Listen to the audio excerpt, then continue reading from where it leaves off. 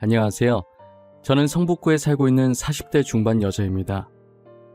여러분들은 몸과 마음을 다 줄 만큼 누구보다 사랑했던 사람에게 배신을 당해보신 적 있으신가요?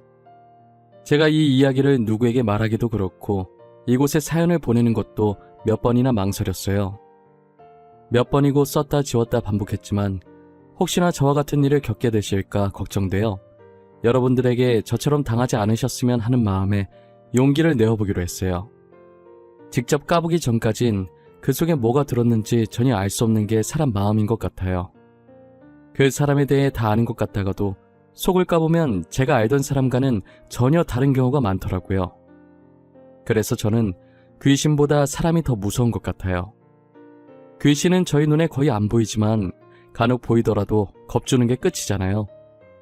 반면 사람은 속을 모르니 무슨 생각을 하고 무슨 짓을 할지 예측이 안 가서 더 무서워요. 저희 집안은 나름 교육자 집안이었어요. 아버지는 사업을 하셨고 저희 외가 쪽이 대대로 교사셔서 저희 어머니도 대학 교수셨어요. 아버지께서는 제가 사업을 이어받았으면 하는 바람이 있으신 것 같았지만 저는 아이들을 좋아해서 어머니처럼 훌륭한 교육자가 되고 싶었어요. 항상 어머니를 롤모델로 삼고 훗날 중학교 교사가 된 저를 상상하곤 했죠. 그런데 제가 중학생이 되던 해에 어머니께서 갑자기 돌아가신 거예요. 평소 건강해 보이셨기 때문에 어머니의 사망 소식은 제게 더 충격이었죠. 어머니는 평소처럼 수업 준비하다가 갑자기 심장마비가 와서 돌아가셨다고 하더라고요. 알고 보니 어머니께서는 어렸을 때부터 심장이 약하셨대요.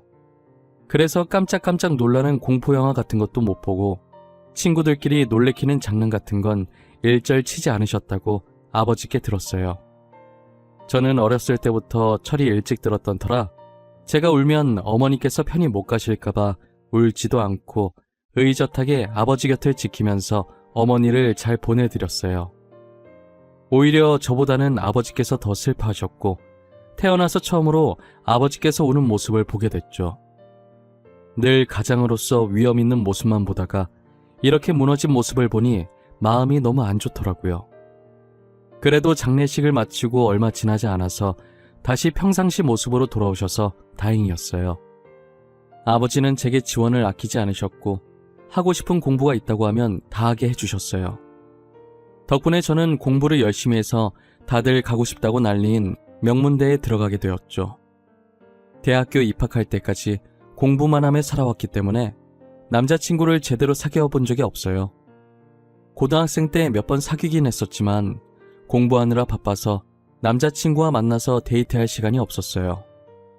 그래서 헤어진 적이 많았고 매번 그런 식으로 반복되다 보니 연애를 해봤다고 할 수도 없었죠. 저는 대학생 때 우연히 친구 따라 꽈팅이라는 곳에 한번 나간 적이 있어요. 다들 대학 가면 꽈팅에 대한 로망들이 다 있잖아요. 그래서 저도 한번 나가보고 싶었는데 친구가 딱 마침 같이 가자고 제안하더라고요. 애초에 다들 진지하게 만날 생각은 없었고 그 분위기만 즐기는 거라 선뜻 알겠다고 한 것 같아요. 그날 하루 노는 건데도 옷도 여러 벌 사고 화장품도 몇 개씩 사고 난리도 아니었던 것 같아요. 제가 유난인가 싶었는데 꽈팅 날에 가보니 제 친구들도 만만치 않게 한껏 꾸미고 왔더라고요. 평상시에 다 늘어난 추리닝에 과잠 입고 안경 끼고 다니던 애들이 하나도 안 보이는 거예요. 우린 평소와 완전 다른 서로의 모습을 보고 까르르 웃으면서 놀리기 바빴어요. 수업할 때까진 아무 생각이 없었는데 막상 수업을 마치고 꽈팅 시간이 다가오니 떨리더라고요. 괜히 입이 바짝바짝 말라서 물을 얼마나 마셨는지 모르겠어요. 저는 국어 국문학과였고 상대는 의학과였어요. 공부만 하던 사람들이라 분위기가 많이 어색할 줄 알았는데 의외로 의학과 분들이 잘 노시더라고요. 먼저 분위기를 풀어주셔서 저희도 편하게 섞여서 놀 수 있었어요. 어차피 즐기러 간 자리라서 내숭 떨지도 않았고 평상시 제가 하던 대로 행동했었어요. 그런데 그 모습이 털털해 보이고 좋아 보였나 봐요. 이제 슬슬 정리하고 가려고 하는데 한 남학생이 제게 번호를 물어보더라고요. 누군가 제게 번호를 묻는 경우는 처음이어서 살짝 망설이다가 연락처를 찍어줬어요. 제게 연락처를 물어본 사람은 의학과 학생들 중에 제일 나이가 많았었어요. 학교에 입학하자마자 자기 길이 아니라고 생각하고 휴학해서 군대를 갔다 왔었대요. 그런데 집안에서 의사 아니면 안 된다고 하는 바람에 결국 다시 복학을 했다더라고요.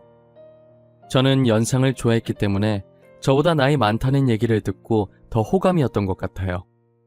그리고 몇 번 데이트 신청을 하시길래 만난 적이 있었는데 만날 때마다 매너가 너무 좋았어요. 한 번은 엄청 분위기 좋은 카페에서 제게 고백을 하더라고요. 저는 제대로 된 연애는 처음이기도 하고 만난다고 해서 다 결혼하는 건 아니니까 처음엔 이 남자와 가볍게 연애를 시작했어요. 그런데 알면 알수록 너무 다정하고 세심해서 남자친구에 대한 제 마음이 점점 커지더라고요. 남자친구는 의대생이라 저보다 할 일이 많아서 학교 생활을 바쁘게 보내고 있긴 했지만 저를 만날 시간을 꼭 내서 틈틈이 데이트를 자주 하는 편이었어요. 예과생 때는 그렇게 데이트를 자주 했었는데 본과생이 되고 나서는 예전보다 자주 못 보게 되더라고요. 그래도 서로에 대한 마음은 변함이 없었어요. 어느덧 시간이 흘러서 저는 임용시험을 준비하고 있었고 남자친구는 전문의 준비를 하고 있었어요. 평소처럼 공부를 하고 있는데 속이 니글니글한 게 이상하더라고요. 제가 스트레스 받으면 자주 체하는 편이어서 이번에도 체했나 싶어서 대수롭지 않게 여겼어요. 그러다 옆에 있던 물을 마시려고 하는데 물 비린내가 심하게 느껴지는 거예요. 살면서 한 번도 물 비린내를 느껴본 적이 없었는데 갑자기 이러니 당황스럽더라고요. 마시려고 입에 대려하면 헛구역질까지 나서 결국 물을 못 마셨어요. 그날 하루 종일 아무것도 못 먹었고 병원에 가야 하나 생각하던 와중에 설마 하는 생각이 들더라고요. 급하게 예정일을 확인해보니 원래라면 지난주에 했어야 했는데 아직 안 하고 있었어요. 저는 스트레스 때문에 불순이인 거라고 제발 그것만은 아니길 바라는 마음이 간절했지만 제 바람과는 다르게 테스트기를 해보니 2줄이 선명하게 찍혀 있었어요. 2줄을 보는 순간 저는 망했다면서 제 머리를 잡아 뜯었어요. 이게 제 잘못만은 아니기 때문에 남자친구한테 알려야 할 것 같아서 테스트기 사진을 보냈어요. 바빠서 못 볼 줄 알았는데 제가 사진을 보내자마자 전화가 오더라고요. 방금 보낸 사진 뭐야? 설마 임신 테스트기야? 이거 너 거야? 나한테 장난치는 거 아니지? 지금 만우절 아니야. 만우절 3일 남았는데. 장난치는 거 아니고 저거 내 거 맞아. 방금 해본 거야. 오늘 속이 너무 안 좋아서 혹시나 싶어서 해봤는데 2줄 나왔어. 진짜야? 너 임신한 거야? 우리 엄마 아빠 되는 거야? 병원은? 지금 바로 가야 하는 거 아니야? 속 안 좋은 거 말곤 아픈 데 없지? 아픈 곳 없고 병원은 조금 이따 가보려고. 오빠는 걱정 안 돼? 우리 아무것도 준비한 게 없잖아. 아직 제대로 된 직장이 있는 것도 아니고 말이야. 이 아이 낳는 게 맞는 걸까? 무슨 말 하는 거야? 우리 얘기 듣겠다. 내가 너 먹이 살리면 되는데 뭐가 걱정이야?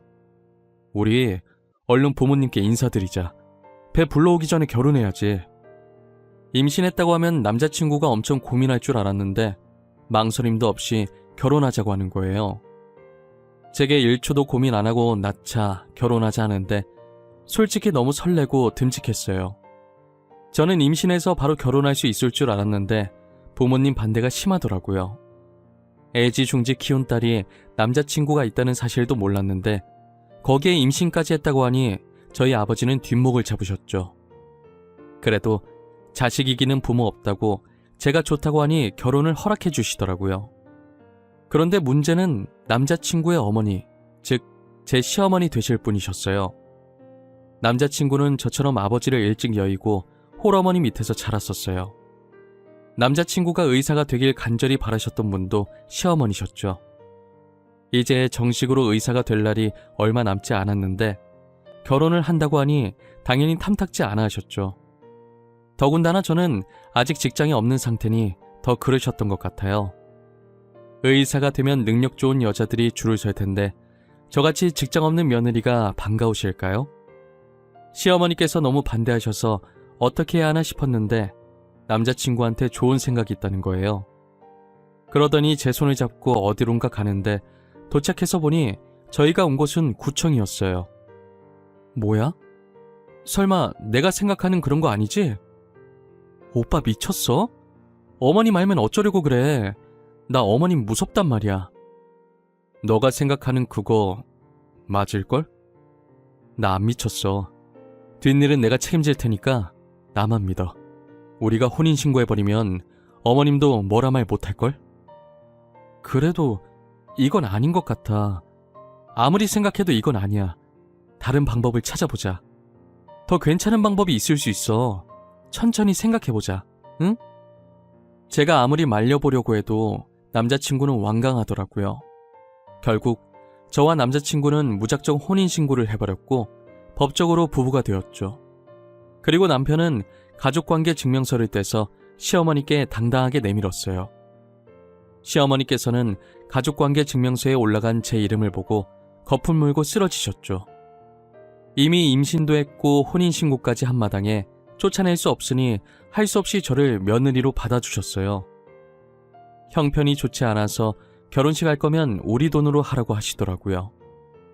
솔직히 제가 아버지께 말하면 저희 집에서 다 해주실 것 같긴 한데 괜히 돈으로 으스대는 것 같아서 결혼식 없이 살기로 했어요.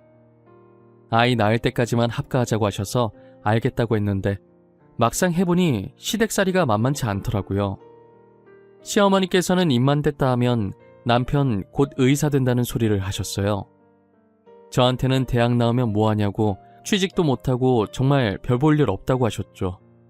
그럴 때마다 댁 아들 때문에 임신하는 바람에 교사 준비한 것도 다 물 건너갔다고 소리치고 싶은 거 참느라 정말 애 많이 썼어요. 조선시대에서 막 현대로 넘어왔다고 해도 과언이 아닐 정도로 가부장적인 시어머니는 역시 여자는 집에서 얌전히 살림하고 있어야 한다면서 이것저것 집안일을 장난 아니게 시키더라고요. 먼 놈의 빨래가 남의 집 빨래까지 다 들고 오는 건지 하루에 한 번씩 해도 계속 나오더라고요. 결국 저는 한 달도 못 버티고 남편에게 부탁해서 분가를 하기로 했어요. 다행이라고 해야 할지 남편이 근무하던 병원이 시댁과 멀어서 그걸 핑계로 분가했죠. 조선시대 시어머니 모시다가 분가를 하니 숨통이 트이더라고요. 거기다 얼마 지나지 않아 남편도 드디어 전문의 시험에 합격했죠. 그런데 남편이 개인 병원을 내고 싶어하는 눈치더라고요. 하지만 시댁 형편이 좋은 것이 아니라서 말을 꺼낼 생각도 못하고 있었죠. 날이 갈수록 남편 얼굴이 수심이 깊어지는 게 안쓰러웠어요. 아무래도 저희 집이 부유했던 터라 남편 몰래 아버지를 찾아갔어요.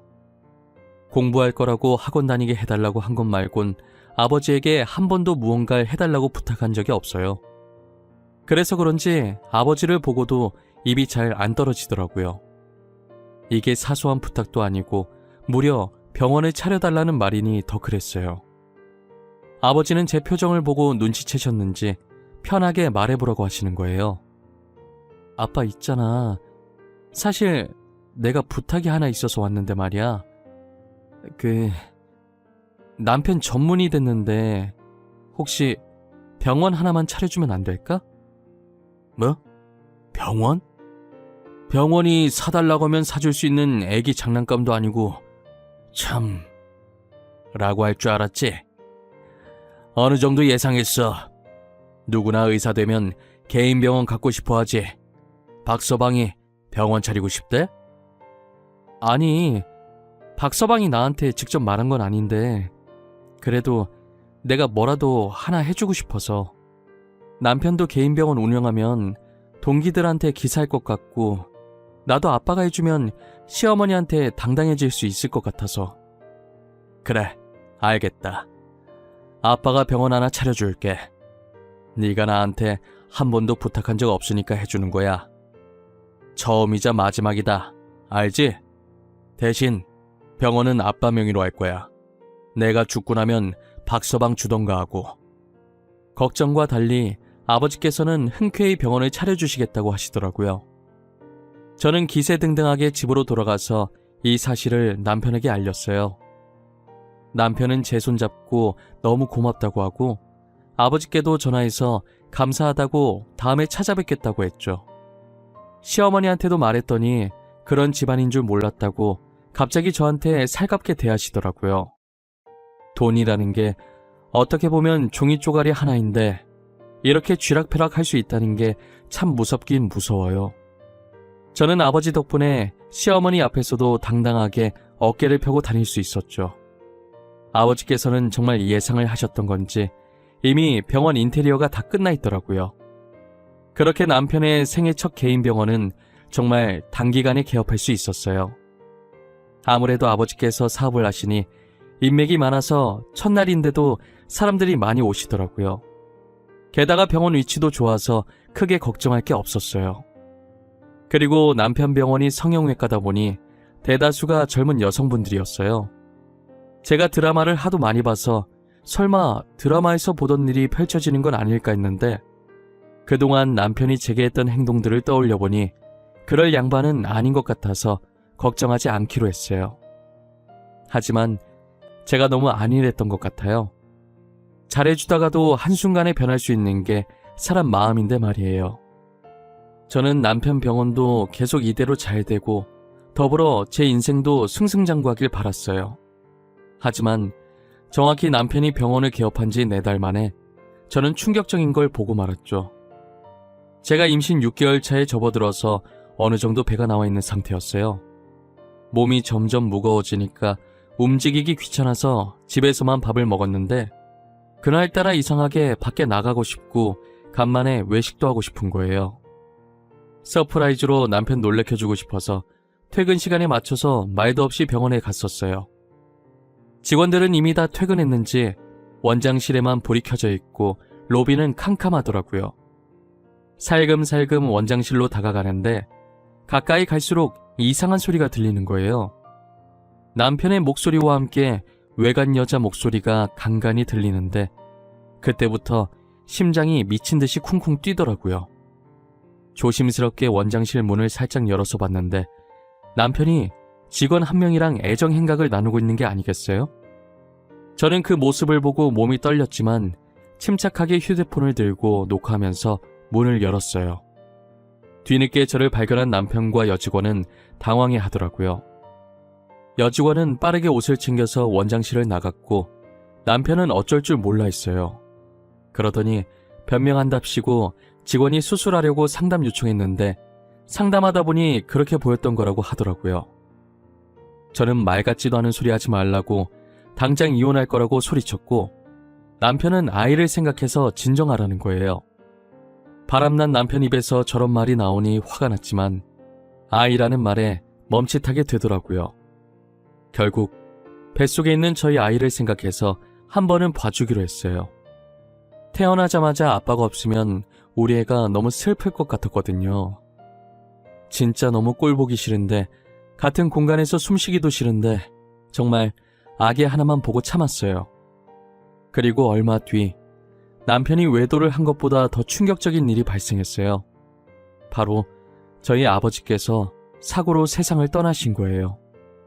평소 혼자 안 다니시는 양반인데 그날은 비서도 없이 혼자 나갔다고 하더라고요. 비서한테 말도 없이 나가서 비서분도 어디 가시려다가 사고 난 건지 전혀 모르고요. 외진 곳에서 발견됐는데 아무리 생각해도 아버지께서 거기에 갈 일이 없었어요.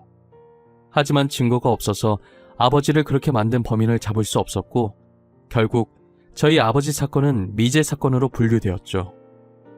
아버지께서 세상을 떠났다는 충격에 결국 유산을 하고 말았어요. 저는 수술한다고 아버지 빈소도 못 지켜드렸고 대신 비서께서 제 빈자리를 채우고 계셨죠. 남편은 제 병실에도 없었고 아버지 장례식장에도 안 보였어요.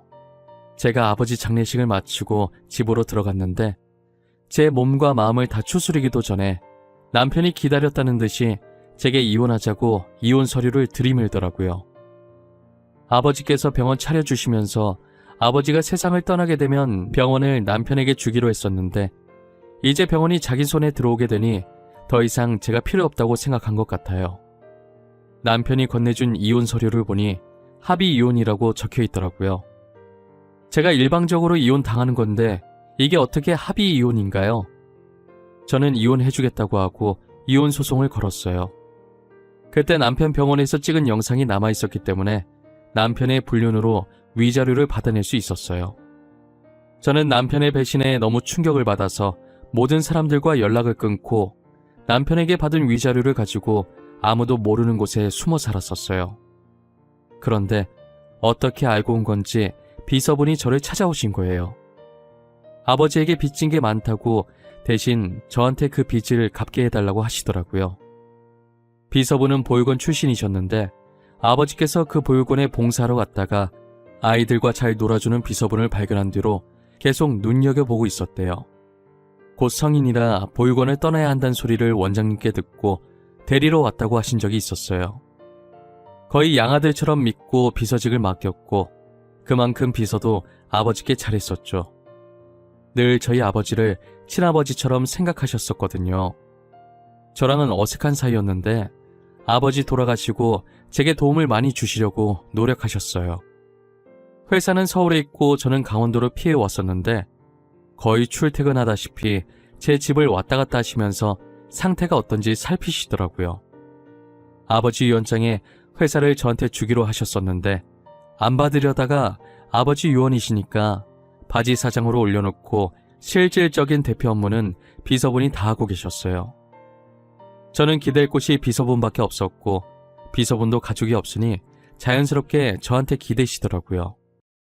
그러다가 비서분께 그냥 둘이 같이 살면 어떻겠냐고 해서 저는 비서분과 재혼을 하게 되었어요. 남편과는 겨우 1살 차이였고 제 과거를 아는 사람이라 굳이 숨기지 않아도 되니 더 편했던 것 같아요. 남편은 되게 따뜻한 사람이라 제 아픈 과거를 절대 꺼내지 않았고 사랑으로 보듬어 주었어요. 아버지가 살아계셨을 때 남편을 왜 눈여겨봤는지 알겠더라고요. 3년 동안 살면서 한 번도 싸운 적 없고 항상 저한테 져주던 남편이었어요. 그러다 한 번은 남편이 조심스럽게 예전에 아버지가 살았던 집 얘기를 꺼내는 거예요. 자기야, 나 진짜 고민 많이 하다가 말하는 건데 우리 예전에 아버님께서 살던 집에서 살면 어때? 여긴 당신 친구도 없고 나도 회사 나가면 혼자 있는 시간 많은데 그만큼 외롭잖아. 아, 맞아. 회사. 당신 회사 집이랑 많이 멀지? 왕복 얼마더라? 그동안 당신 출퇴근하기 힘들었을 텐데 내가 이기적이었네. 아빠가 살던 집으로 가자. 아니, 출퇴근이 힘들어서 그러는 거 아니야. 3년 동안 잘 다녔는데 뭘. 그냥 당신이 많이 외로워 보여서. 왜 그런 사람 때문에 당신이 이러고 살아야 하는지 모르겠어. 저는 듣고 보니 남편의 말도 맞다고 생각했어요. 생각해보면 잘못은 전 남편이 있는데 제가 왜 궁상 떨면서 이러고 살았는지 모르겠어요. 그렇게 저희는 3년 반 만에 고향인 서울로 올라오게 됐어요. 남편은 한쪽에서 이삿짐을 풀고 있었고 저는 오랜만에 다시 만난 집을 둘러보고 있었어요. 아무도 없는 집치곤 깔끔하길래 놀랐는데 알고 보니 남편이 주말마다 와서 관리해줬더라고요. 저도 신경 안 쓰고 있던 아버지 집을 남편이 소중히 관리해줬다니 고마워서 눈물이 고였어요. 이삿짐을 풀고 있는 남편을 보면서 눈물이 흐를랑 말랑 하고 있는데 누가 뒤에서 제 이름을 부르더라고요. 지아은씨? 지아은씨 맞으시죠? 3년 동안 찾아왔었는데 아무도 안 계시다가 드디어 만나 뵙네요. 저는 지은석씨 전담 변호사였던 김철우라고 합니다. 안녕하세요. 아, 네, 안녕하세요. 근데 변호사님께서 3년 동안 저희 집엔 어쩐 일로... 혹시 저한테 무슨 볼 일이라도 있으신 거예요? 지은석씨 앞으로 건물이 하나 있었잖아요. 성형외과 건물 말이에요. 그 건물 때문에 말씀드릴 게 있어서 왔습니다. 전화도 드렸었는데 없는 번호라 떠서 전달이 늦었네요. 아버지 유언장대로면 이미 전 남편 명의로 넘어갔어야 할 병원인데요. 그 건물에 무슨 문제라도 생긴 건가요? 그럼 전 남편에게 연락해 보셔야 할 것 같아요. 무슨 소리세요? 지은석 씨께서 유언장에 그 병원을 지아은 씨 앞으로 해달라고 하셨었어요. 아, 그리고 병원도 병원인데 혹시 지은석 씨가 사용하시던 휴대폰 잠깐 볼 수 있을까요? 저희 아빠 휴대폰이요? 어디 놔뒀는지 몰라서 집안에서 찾아봐야 할 것 같은데. 아빠 휴대폰에 뭐가 있나요? 저도 그게 궁금해서요. 사망 직전에 저한테 사진인가 영상 보낼 거 있다고 하셨는데 못 받았거든요. 근데 영 찝찝해서요. 그래서 뭘 보내려고 하신 건지 확인해 보려고요. 변호사의 말에 저와 남편은 폰 안에 뭔가 큰 게 있을 것 같다는 생각이 들었어요. 아버지가 돌아가신 날 경찰에게 받은 유품들을 그대로 아버지 옷장에 넣어놨었거든요. 유품이 들어있는 상자를 뒤지기 시작하는데 제일 밑에 휴대폰이 들어있더라고요. 제가 손을 너무 떨자 남편이 가져가서 폰을 켰어요. 3년 만에 켜는 거다 보니 배터리가 없어서 켜지지가 않았고 저희는 급하게 충전선을 연결했어요. 충전선을 연결하자마자 아버지의 휴대폰이 켜지더라고요. 곧장 사진첩으로 들어갔는데 그때 생각하면 아직도 아찔해요. 영상 하나가 들어있었는데 아버지께서 사고를 당해 쓰러지는 순간에 마지막까지 남은 힘을 쏟아서 찍은 영상 같았어요. 아버지는 자신을 치고 떠나는 차를 찍는데 그 차 주인은 전 남편이었어요. 저는 차 번호판을 보자마자 너무 놀라서 입을 막고 소리를 질렀죠. 알고 보니 전 남편이 불륜도 들켰겠다, 병원이라도 가지려고 일부러 그랬던 것이었어요. 변호사께서는 그 영상을 보시고 아버지께서 유언장 수정하시면서 계속 악몽을 꿨다고 했는데 그게 이런 일이 생기려고 그랬던 것 같다고 하셨어요. 사실을 알게 된 이상 더 이상 전 남편을 가만히 둬서는 안 될 것 같았어요. 저는 전 남편이 운영하고 있던 병원을 다른 사람에게 넘겨버렸어요. 그리고 전 남편을 신고하려고 경찰서로 향했죠. 그런데 전 남편이 딱 마침 경찰서에 연행돼서 앉아있더라고요. 살짝 엿들어 보니 전 남편한테 걸린 의료사고 소송과 상간남 소송이 어마어마했어요. 원래 안 좋은 일은 한꺼번에 터진다고 하잖아요. 이제껏 잠잠하다가 제가 신고하러 간 날 그때 한 번에 다 터진 거라고 하더라고요. 참 고소복도 많은 양반이었어요. 전 남편은 뒤늦게 저를 발견하고 엄청 놀라는 거예요. 그러더니 저보고 병원 내놓으라고, 병원이 왜 제 명의로 되어 있는지 따지더라고요. 지금 나한테 그거 따지고 있을 상황이 아닐 텐데? 너 저기 쌓여있는 고소장들 다 어떡하냐? 근데 저 고소장들 내가 가지고 온 거에 비하면 진짜 약과다. 그게 무슨 말이야? 네가 뭘 들고 왔는데? 나 아무 짓도 안 했어. 너 3년 동안 어디에 처박혀서 숨어있더니 머리가 어떻게 됐냐? 내가 뭘 가지고 왔는지 알면 깜짝 놀랄 텐데. 뭐 여기서 공개? 바로 까줘? 네가 궁금하다고 하면 이렇게 많은 사람들이 있는 데서 공개하고. 그렇게 공개할 생각은 없었는데 전 남편이 궁금해하는 것 같아서 아버지 폰에 있던 영상을 틀었어요. 전 남편은 그 영상을 보자마자 온몸을 사시나무 떨듯이 떨고 있더라고요. 저는 새침하게 휴대폰을 다시 넣고 전 남편을 향해 살짝 웃어주고 뒤돌았어요. 그리고 곧장 전 남편을 저희 아버지 사건 범인으로 신고했죠. 결국 전 남편은 징역형을 살게 되었고, 그리고 전 남편에게 걸려있는 소송들 위자료 때문에 시어머니께서 똥줄이 빠지게 돈 구하고 다니시는 것 같더라고요. 드라마처럼 엄청난 복수를 해주고 싶었는데 그렇게 하면 저도 법에 걸리기 때문에 할 수가 없었어요. 속이 완전히 후련해지진 않았지만 그래도 아버지 억울함 정도는 조금 풀 수 있어서 다행이에요. 저희 남편은 이제라도 범인 찾아서 다행이라고, 아마 안에서 천벌받고 있을 거라고 저를 위로해줬어요. 현재 제 남편은 아버지께서 제게 남겨주신 선물 같은 사람이에요. 아버지는 사고가 아니었더라도 나이가 많이 드셔서 저보다 일찍 세상을 떠나게 될 테니 자신이 세상을 떠나게 되면 저 혼자 외롭지 말라고 제 남편을 남겨주신 것 같아요. 남편은 제게 때로는 아버지였다가 때로는 친구였다가 그리고 인생의 동반자인 소중한 존재입니다. 다른 것들은 다 잃어도 지금 남편만큼은 절대 잃고 싶지 않아요. 평생 지금처럼만 서로 이해하며 알콩달콩 잘 살았으면 좋겠어요. 이제는 저도 무거운 마음을 내려놓고 행복해질 때가 되지 않았을까 싶네요. 저의 긴 이야기는 여기서 끝입니다.